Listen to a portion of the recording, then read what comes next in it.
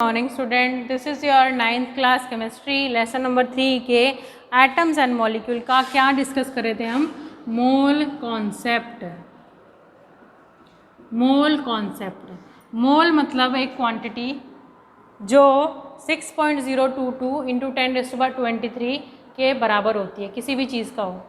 ठीक है, जैसे एक डज़न पेंसिल में 12 पेंसिल, एक डज़न बनाना में 12 बनाना। ठीक है, इस तरह से होता है ना। 1 मोल पेंसिल में 6.022 इंटू 10⁻23 पेंसिल, ऐसे लिखेंगे हम। ठीक है, 1 मोल कार्बन एटम में 6.022 इंटू 10⁻23 एटम्स। और water 1 mole of water molecule में, तो यहाँ मॉलिक्यूल लिख देंगे, मॉलिक्यूल्स।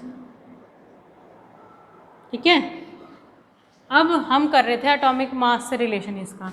1 मोल कार्बन एटम का उसका एटॉमिक मास के बराबर होगा। 1 एटम का जितना मास होता है वो 1 मोल के बराबर होगा। 1 मॉलिक्यूल का जितना मास होता है वो 1 mole of that particular molecule के बराबर होगा। ठीक है, तो इसका 1 मोल कार्बन एटम का 1 मोल किसके बराबर होगा? 12 ग्राम के। 1 मोल वाटर मॉलिक्यूल का किसके इक्वल होगा? 18 ग्राम के।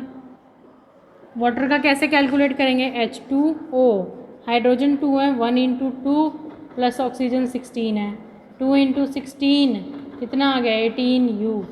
ठीक है, समझ आया? तो इस तरह से क्या करते हैं आप? एटॉमिक मास कैलकुलेट करते हैं। अब हम कुछ एग्जाम्पल करेंगे, कुछ न्यूमेरिकल करेंगे, जिससे आपका और भी क्लियर हो जाएगा ये। ठीक है, calculate the number of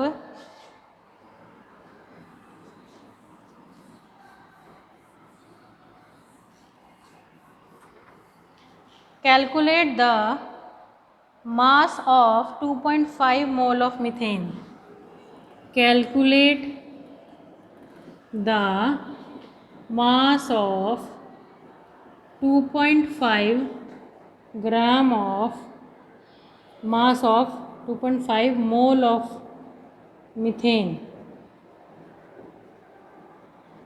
methane दे रखा है आपको CH4 और इसका एटॉमिक मास कितना होता है?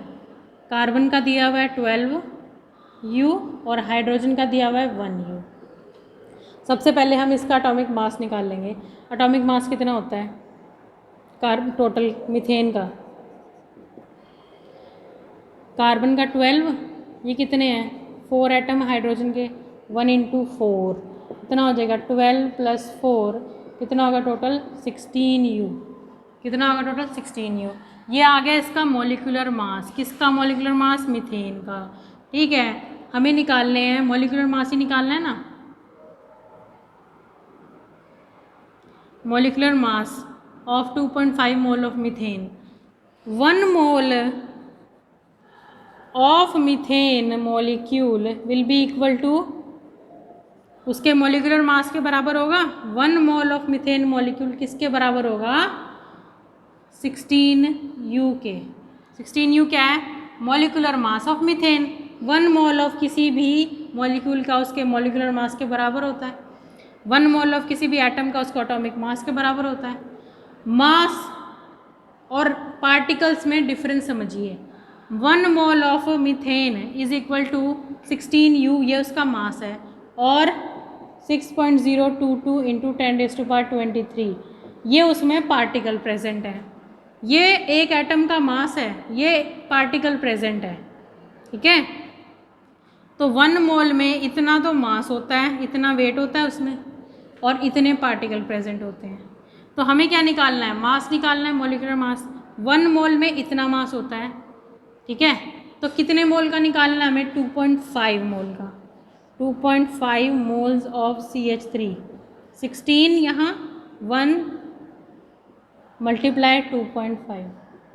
ठीक है, मल्टीप्लाई 2.5, 16 मल्टीप्लाई कर देंगे हम इसको। जो कटता है काट देंगे, और जो नहीं कटता उसको सीधा मल्टीप्लाई कर देंगे। कितना आ गया ये आपका? 40 ग्राम आ जाएगा। क्या आ गया आपका 40 ग्राम। क्या किया हमने, इसका मॉलिक्यूलर मास निकाला। 1 mole of methane is always equal to molecular mass of methane and इतने particle of methane. 2.5 mole of methane will be equal to 16/1। 2.5 ये ऐसे कर सकते हैं हम। 2 रुपीज़ में आपकी कितनी टॉफ़ीज़ आती हैं, 4 रुपीज़ में कितनी आएंगी, 4 यहाँ डिवाइड में 2 इंटू 4, 8 टॉफ़ीज़ आ जाएंगी। इसी तरह से कैलकुलेट कर रहा है, क्वाड्रेट मेथड लगा रखा है, ठीक है, छोटी क्लासेस में आपने करा होगा। तो इस तरह से आप मोल्स निकाल सकते हैं। समझ आया? एक और क्वेश्चन करेंगे और उससे और भी क्लियर हो जाएगा, साथ साथ क्वेश्चन करते जाएंगे और क्लियर होता जाएगा। What is the mass in grams of 3 moles of zinc? Molecular mass molecule का होता है, एटॉमिक मास एटम का होता है, याद रखना हमेशा, ठीक है। अब हमें कैलकुलेट करना है atomic mass of 3 mole of zinc. Zinc का मॉलिक्यूलर मास, जिंक का एटॉमिक मास कितना दिया हुआ है, गिवन है ये, गिवन मतलब आपको क्वेश्चन में दिया हुआ है। जिंक का एटॉमिक मास कितना होता है, 65.54 यू, ये होता है इसका एटॉमिक मास, ठीक है, 65.4 यू। ये इसका एटॉमिक मास है। एटम का एटॉमिक मास, मॉलिक्यूल का मॉलिक्यूलर मास उसके 1 मोल के बराबर होता है। तो जिंक का 1 मोल इसके बराबर होगा, ठीक है, जिंक का 1 मोल इसके बराबर होगा।